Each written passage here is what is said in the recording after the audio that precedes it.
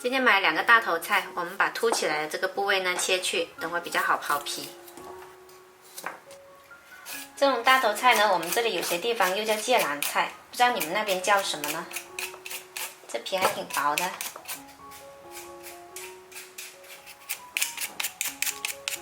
去了皮之后呢，我们已经把它刨成了丝，加入适量盐，拌均匀，腌制15分钟，杀去水分。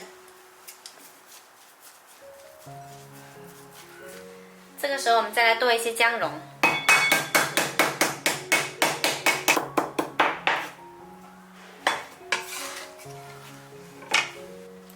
起锅热油，把姜蓉放进来炸到酥香，炸到这样子就可以关火放着备用。这样的姜呢，吃起来一点都不辣，特别香。来看一下我们的大头菜，刚刚满满一盆的，杀完水分后呢，剩下这么半盆啦。我们用清水洗一下，洗去盐分。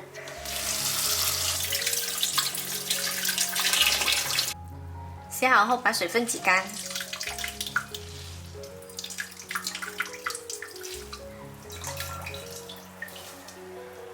再来重新调一下味，加入适量盐，少许胡椒粉，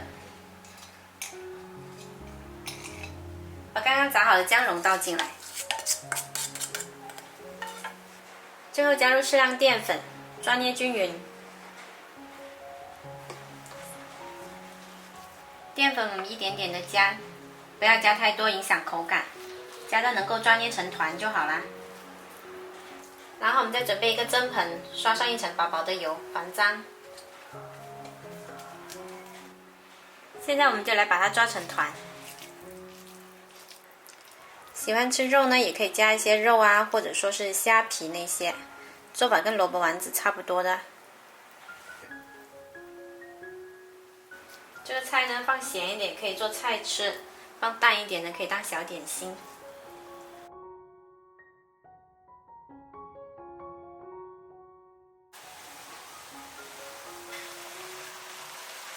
水开上锅，大火蒸6到8分钟。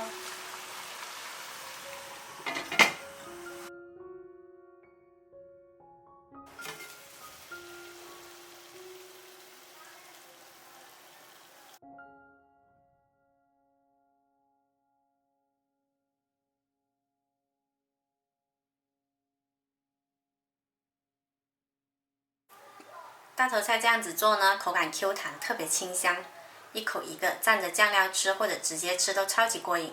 喜欢的朋友可以试一下。我是小花，喜欢我的视频记得关注我哦。